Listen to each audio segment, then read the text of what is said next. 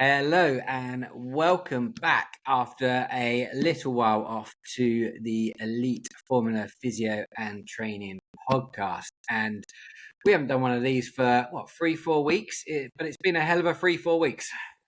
Yeah, it feels like ages. Yeah, we've been here, there and everywhere. It's been chaotic, but good chaos. It's the heart of the racing season, I would say. Yeah, it's been super busy. I think we've been racing every weekend. Josh has been racing too, and in between flights and prepping for these races, we've been a bit slack on the podcast. So sorry to listeners who have been looking forward to us previewing, upcoming races that we've been at. But we'll try to do our best to recap a few now and look ahead as well to what's to come. I think probably the biggest weekend for us was Le Mans. One of the biggest race events in the world. We were both out there along with Sarah as well from EPFT, taking it all in, working away. What did you think of Le Mans, Matt?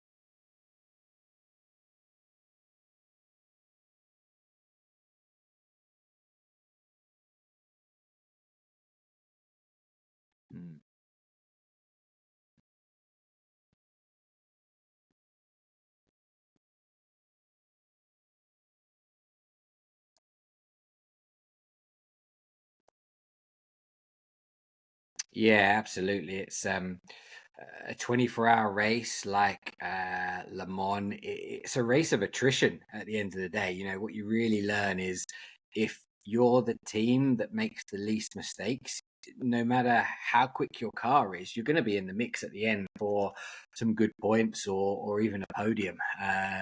We saw some phenomenal driving. And when I say that, and you're right, it's we often look to single-seater racing, Formula One, these phenomenal fast laps, qualifying laps and fast laps and good overtakes and all of this stuff. But I think one of the most impressive things for me was in that middle of the night period, we had a safety car for like 3.5 hours in the dark, in the pouring rain. Most teams sent out their bronze drivers for that stint, and they did a couple of hours, 3 hours in the car behind the safety car, and to one, not fall asleep, two, not lose concentration even for a moment, because that's the time you're going to end up in the wall.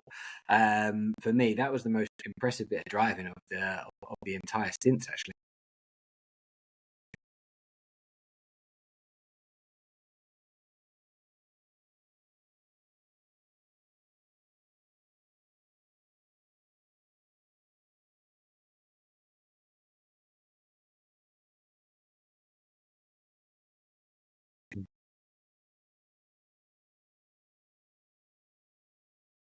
Yeah, that was definitely a massive learning point for me, because coming from Formula One, everything is scheduled to the nth degree. You know where you need to be at 14:02.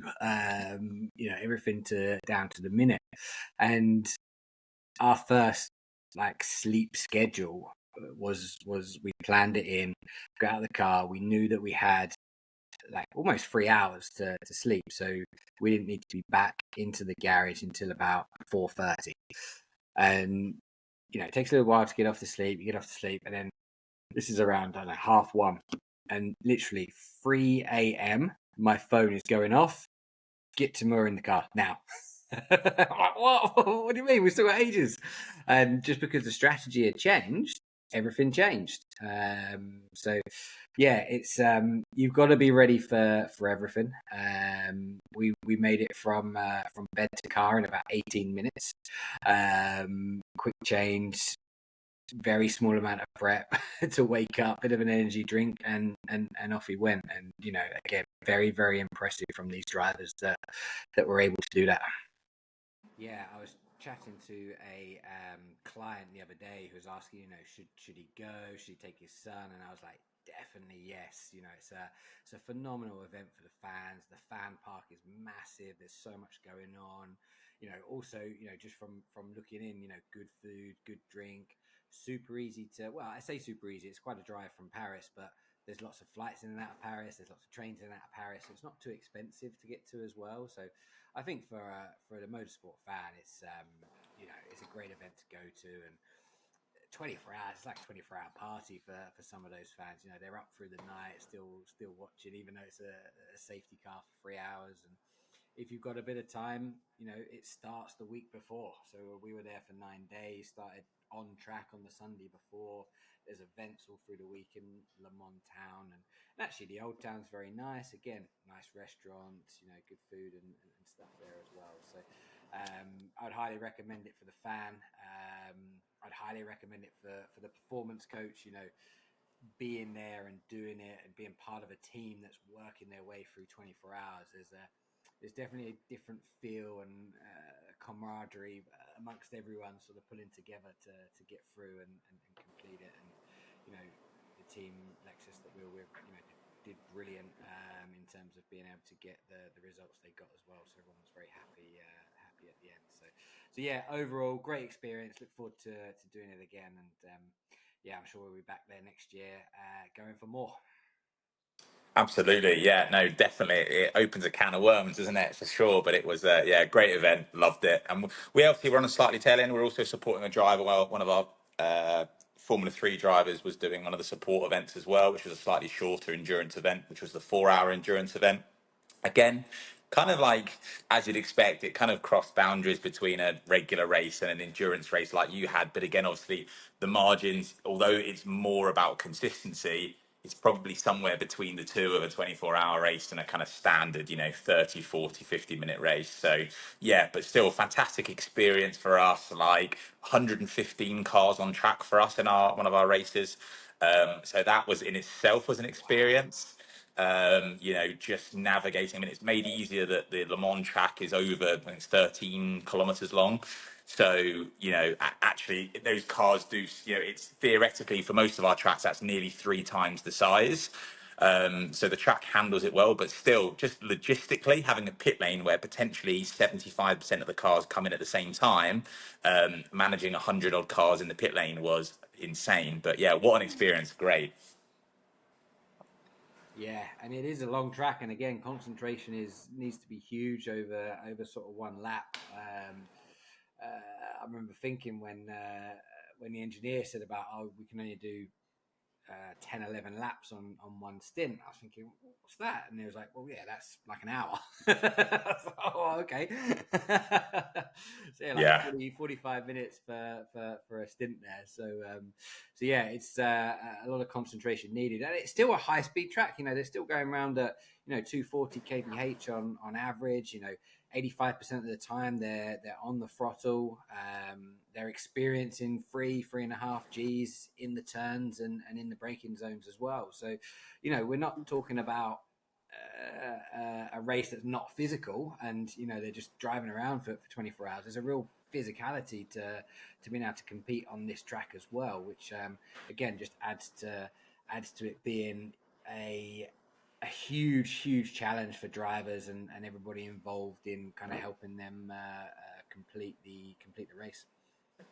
Yeah, and obviously the other added thing which people often get is that, a lot of the racing that we work with is you're reliant on yourself. Whereas actually in these scenarios, you've got two other teammates who are also doing stints in the car. So, all of a sudden this team element of trying to play to your strengths, tactically kind of figure out who's going to be best at what stint and you're going to maximize pace from. So as you say, even more so opens up that kind of camaraderie of, there's multiple people involved in making a team successful. You can't be a one-man band. So yeah, it's a great experience. A really cool area of racing, and whether I was just sucked into the world of endurance racing, but I think it's an area we're really going to see grow. There's some big names being pulled into the World Endurance Championship now and things like that. And there were some iconic names racing over the weekend. So I think it's an area that's, I think, growing in popularity. So it'd be interesting to see where it goes. Yeah, for sure. You know, there's a lot of big names racing in the hypercar series now. It was good to catch up with a lot of them over the weekend that I haven't seen for a few months since leaving F1, so that was quite cool as well. Even though Nick did bin it into the back of our car in the warm up laps. Oh my god! I saw that. but yeah, no, that was nice, and yeah, I think it is, isn't it? You know, it's at a stage where it could go massive. It could really, really grow if they get it right, if they get the TV coverage right, and stuff there. Or obviously, it could drop off as well. But when you look at it, you know, Formula One is becoming less and less accessible to, for want of the better word, the normal fan. So they're obviously going to go and start looking at different racing series if they want to go and see some racing. And WEC is offering at the moment probably, you know, a real high quality of driver and some good racing to watch as well. So yeah, hopefully WEC can, you know, take advantage of that. And you never know, it might be a Netflix series coming out anytime soon. So Absolutely. yeah, for sure. So that would be good. And I can't even remember what race we did from before in F1. So we'll just we'll pick up where we are now. We're in the middle of a triple header. Spanish Grand Prix took place at the weekend. A pretty tough track physically for drivers, and one that always throws up, you know, different strategy calls just because of the heat and the tire wear. And you know, there's always different things you can run in Barcelona. We've had a good few races there over the years against Lewis and Mercedes, and strategy calls that have played in our way and not so much as well. Did you catch the race over the weekend? Yeah, so obviously between our own races, managed to catch a few of the session. Really interesting in Spain this weekend. I mean, we saw some really mixed weather. It was generally sunny, but we saw some moments of rain. So, you know, things that's interesting about the rain. Obviously, it wasn't a wet race, but what made it interesting is that you know, when we get rain, it changes the track conditions so that the way the cars is responding session to session is different as the rubber and the grip changes. So that's really interesting. We saw some people closing the gap. McLaren really on a charge again. So, you know, Norris again really closing the gap on Max. And again, Mercedes seems to have made another big jump. So all of a sudden, we've got both Russell and Hamilton kind of nipping at the heels. So no, it was a weekend that provided an awful lot of drama. The F2 race as well was a cracking watch. I don't know if you managed to catch any of that as well. Some really great racing. You know, again, so yeah, really good weekend from Barcelona, but some more unpredictable weather than we've seen historically. So again, made for some great racing, and so it made it a hard job for the engineers and the drivers. Yeah, constantly changing conditions, but champions adjust, right? And prevailed again, which is always good to see. So on to Austria, home of Red Bull, particularly favourite track normally for us as well. Apart from good schnitzel, what are we going to see out there, mate? Yeah, so Austria, I think, is probably one of two of my favourite tracks, I think, in the world. It's hard to explain. I was chatting to one of our driver coaches at the weekend who said something similar, and it's really hard to put your finger on with Austria why it's such a magical place. But I think it's got a really lovely feel to it, and it'd be a race I'd recommend anyone to go and visit. As far as the track goes, track runs awful. yeah. Which leads probably quite nicely into the fact of, yeah, really interesting track, loads of elevation change, more than you probably would see on telly. It looks quite flat to look at it, but actually if you ever get lucky enough to get the opportunity to stand at the top of T1 and look down at the track and realize how much elevation changes, it's massive. So it's a great track. It offers a few things. So to look at the few technical areas on the Austria track. So the first thing to watch for on this track certainly is going to be turn one. You've got a nice long straight, and that T1, it's so elevated it completely changes the braking point for drivers. So all of a sudden they can leave it later and later. and it's a corner that's really essential to nail to make sure you get a quick exit into that really long straight between turn 1 and turn 3. So really, really essential. At turn 3, another really interesting point. It's the end of the DRS zone, so you'll see some overtaking here, going into a really sharp hairpin. Again, really important, the entry there.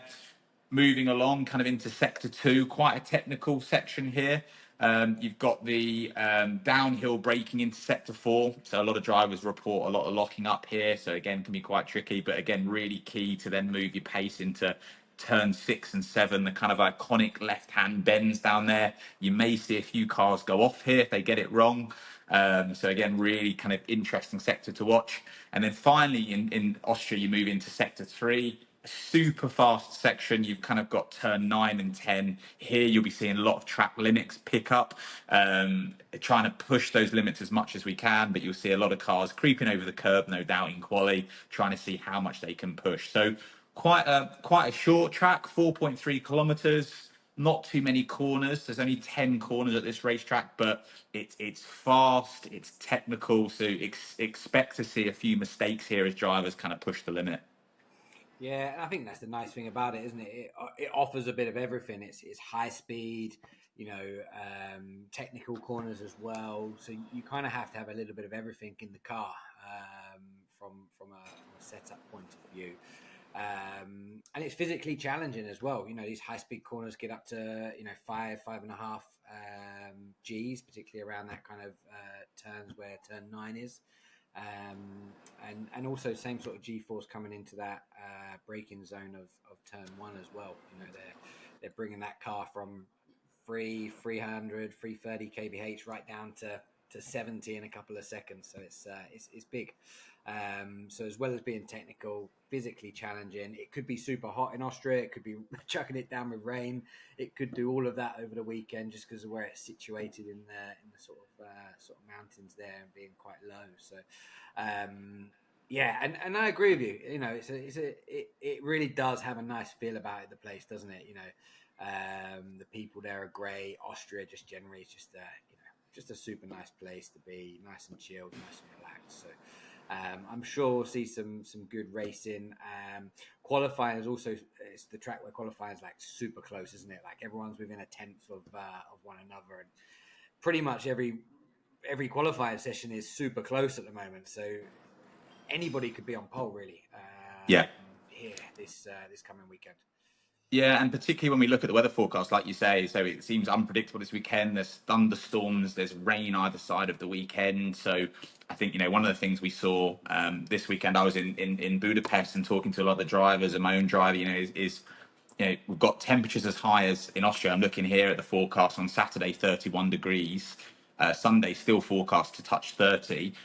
Sunday looks, the heat regulation in humid conditions is going to be really hard as well, and that can take its toll on the drivers. It's a different kind of heat, and definitely something that can make it a challenging drive. So something for them to watch. But also, we know what that heat will impact in terms of cognitive performance. But then take that on a track that is changing every single day, and you're trying to get that car set up right, and it can be really difficult as a driver because you've got to be physically, mentally on it, but as well you've got a car that is just not consistent through the weekend. So your more experienced drivers, again, will often do well in these changing conditions, and it can be a bit harder for those drivers that are new to the car or just new to driving an F1 car in general. We may see them start to struggle a little bit in different sessions. Yeah, I completely agree. Good stuff. So that is to look forward to this weekend. How's your triathlon training going, mate?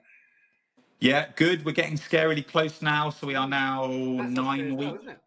That is Austria, yeah, in Zellamsee. So yeah, I'm 9 weeks out from training now. So we're kind of at an interesting point in the training. It is very, very, very volume intensive at the moment. So it's now just about volume, volume, volume. So yeah, really kind of on the countdown. Few bike adjustments this week, kind of the final bits of bike adjustment. But yeah, kind of feeling good at this point. It's more, the main thing is just trying to, for any other performance coaches listening, is trying to juggle the world of travel, kind of work back at home, and then also trying to find somewhere in the region of kind of 7 to 11 hours of training a week is pretty challenging, but we're getting there. Yeah, for sure. It's trying to get the most bang for your buck within in a busy week, isn't it? And you know, we see that a lot with our clients, you know, through the app, busy jobs, looking to try and find how they can achieve the most sort of bang for your buck within a sort of exercise workout routine. Fighting fit, no injuries. So far, we're fighting fit, feeling good at the moment. Yeah, absolutely. No, touch wood, we're doing all right at the minute. But as you say, the biggest thing is really planning around the work schedule, and I think it's where we find on the app with clients that kind of it works quite well for is the fact of picking up a generic plan for me, or going through kind of what we want. It just doesn't work. Ultimately, it means that on a race weekend, typically I've only got access to either running and maybe a pool. So really all of my bike sessions have to be planned around the weekdays where I'm in the UK. So again, it's really making sure a bespoke program fits yourself and you schedule it right. Otherwise, trying to do it generically just wouldn't work. So no, but fighting fit, doing well, feeling good. I feel like it's one of those ones that prep's going well. So getting excited, but also slightly daunting that it's only 9 weeks away. It will come round quick. It will come round quick. And so will our next podcast. So thank you all for listening. As always, we will get back to some more regular podding as all the seasons are going to start heating up, and we'll see where that all goes. As always, thank you all for listening. Do like, subscribe. That will help. Share as well with anyone you think might like. And we'll see you next week. Thanks all for listening.